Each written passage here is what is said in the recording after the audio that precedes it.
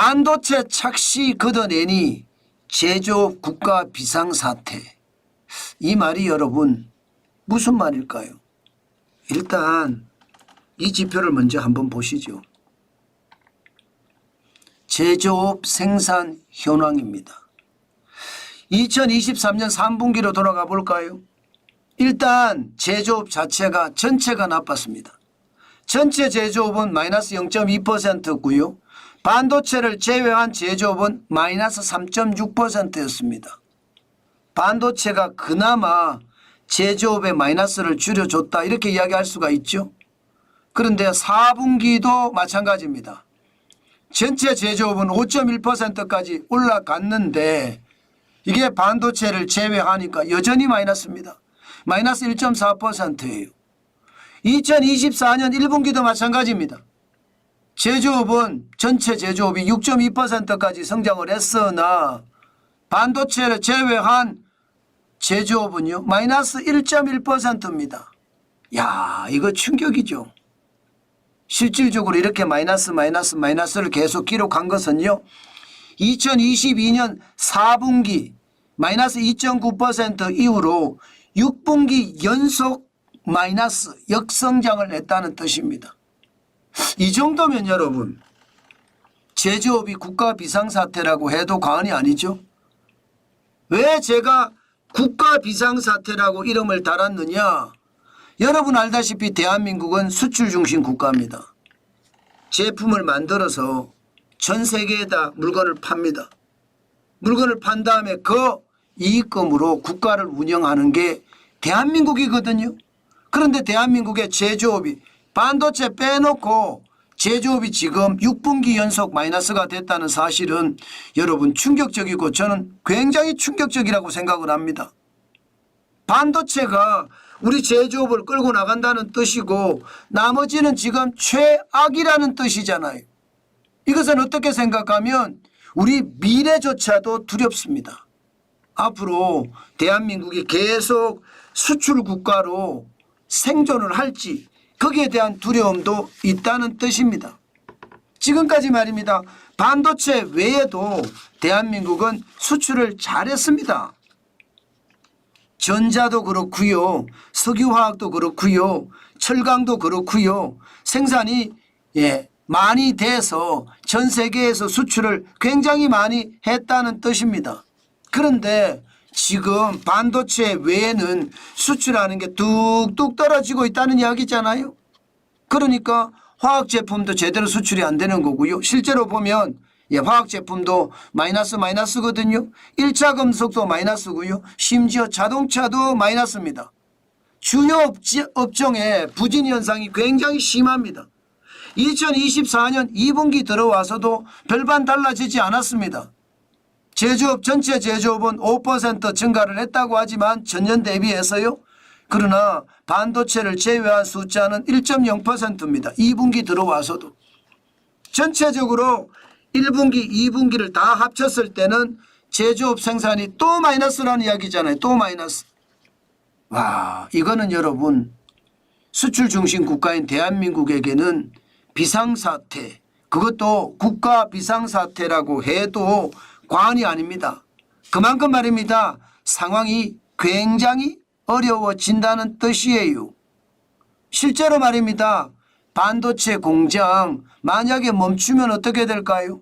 저는 굉장히 심각한 타격을 가져올 수도 있다 이런 생각도 듭니다. 게다가 더 심각한 것은 여러분 더 심각한 것은 2분기를 4월, 5월, 6월 이렇게 월별로 나눠 보면요. 여기에 심각한 문제가 하나 탄생을 합니다. 뭐가 탄생을 하느냐. 6월 달에 생산은 제조업 전체 생산은 3.9% 늘었습니다. 그런데 반도체 생산을 뺐더니 마이너스 1.6%에 꼬꾸라졌어요. 꼬꾸라졌어요. 지금 말입니다. 그러면 1% 올라갔던 수치도 결국은 4월, 5월이 조금 좋았지만 6월에 다시 마이너스로 꼬꾸라졌다는 이야기잖아요. 이것은 어떻게 생각하면 앞으로 대한민국의 상황이 점점 제조업이 더 어려워진다 이렇게 얘기해도 틀린 말이 아니에요. 그만큼 말입니다. 중국이 전 세계에다가 아주 저가로 파상 공세로 밀어넣고 있잖아요. 유럽에도 밀어넣고 미국에도 밀어넣고 남미에도 밀어넣고 중동에도 밀어넣고 있으니까 우리는 말입니다. 가격 경쟁력에서 따라갈 수가 없습니다. 물론 중국 제품을 써보고 나면 야 진짜 한국 제품이 좋아 이렇게 생각을 하지만 당장은 말입니다. 싼 게 좋거든요. 싼 게 비지떡이 아니라 싼 게 더 선호가 된다는 뜻이에요. 그러니 지금 앞으로도 저는 굉장히 어려움을 겪을 수밖에 없는 그런 구조가 돼 가고 있다. 이런 생각이 듭니다. 게다가 6월에 말입니다. 예, 반도체하고요. 전자통신업 이걸 완전히 빼버려요. 그러면 생산이 마이너스 2.3%까지 빠집니다. 마이너스 2.3%까지. 굉장히 나쁘죠. 그만큼 말입니다. 우리 경제 상황이 진짜 좋지 않다는 뜻이에요. 저는 전기차 배터리 부분에 뭐 세계적인 전기차 수요 감소라고 이야기하는 캐점이 있다 이렇게 이야기하지만 저는 캐점으로 생각하지 않습니다. 캐점으로 생각하시는 게 아니라 전기차나 2차 전지 전체적으로 미국의 견제와 유럽의 견제 때문에 쪼그라들고 있다고 보는 겁니다. 저성장의 어떤 상황으로 계속 몰려갈 수밖에 없다는 것으로 저는 해석한다는 뜻입니다. 참 안타깝죠. 신성장이라는 어떤 생산 동력이 점점 나빠지고 있으니까요. 실제 LG화학도 마찬가지, LG에너지솔루션도 마찬가지 지금 제조업 자체가 계속 무너진다는 이야기를 대변해 주고 있다. 저는 그렇게 생각을 하거든요. 그 정도로 제조업이 나쁩니다. 더 큰 문제는 여러분, 더 큰 문제는 제조업이 이렇게 나빠지는데 앞으로 더 나빠질 소지가 굉장히 많다는 거예요. 대표적인 지표를 보면 1일 일평균 원유 소비 추이거든요. 여러분 보시는 것처럼 2020년에는 263만 배럴 정도 일평균 원유를 소비했습니다. 그러다가 2022년에 285만 6천 배럴을 소비했거든요. 2023년을 보세요. 279만 7천 배럴로 떨어졌습니다. 그러면 2024년은 어떻게 될까요? 이게 다르지 않을 거라는 거예요. 일반적으로 추세적이거든요. 이게 한꺼번에 말입니다. 갑자기 중불 났다고 원유 사용량이 확 늘어나지 않습니다. 일반적으로 추세적이에요. 그러면 2024년도 지금 나쁘다는 이야기잖아요. 2022년에 대비해서 2023년도 1년 새에 일평균 원유 소비가 2.1% 줄었습니다. 5만 9천 배럴이 줄어들었거든요. 그런 것을 감안을 해보면 우리 제조업에 대한 상황은 좋지 않다. 일평균 원유 소비라는 게 공장을 돌리려고 그러면 그죠? 동력이 있어야 되잖아요. 그 동력이 원유가 들어가서 동력을 만들어내는 거예요. 그럼 공장 가동률이 그만큼 떨어진다는 이야기니까 이것은 어떻게 생각하면 굉장히 나쁜 아픔이다 이렇게 생각을 할 수가 있죠. 실질적으로 2022년하고 2021년 3년하고 사이에 1년 사이에 마이너스 2.1%잖아요. 그런데 OECD 평균은 다릅니다. OECD 평균은 마이너스 0.1%입니다.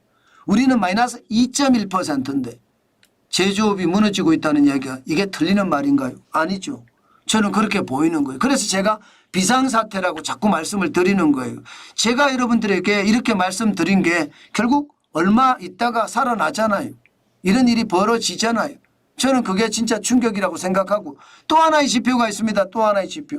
전력 사용량 1월에서 6월까지 사용량을 보면요. 1월에는 2만이에요. 2만 5,067기가와트입니다. 그런데 6월에는요. 2만 3,405기가와트예요. 5개월 사이에 6.6%가 빠졌습니다.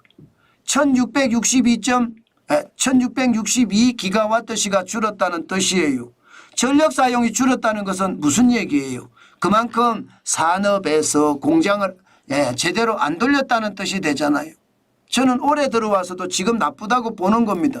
그러니까 원유 사용량이 1년 사이에 줄었는데 지금 2024년 들어와서도 더 나빠지고 있다는 게 산업력 전력 사용에서 저는 보여준다 이렇게 생각을 합니다.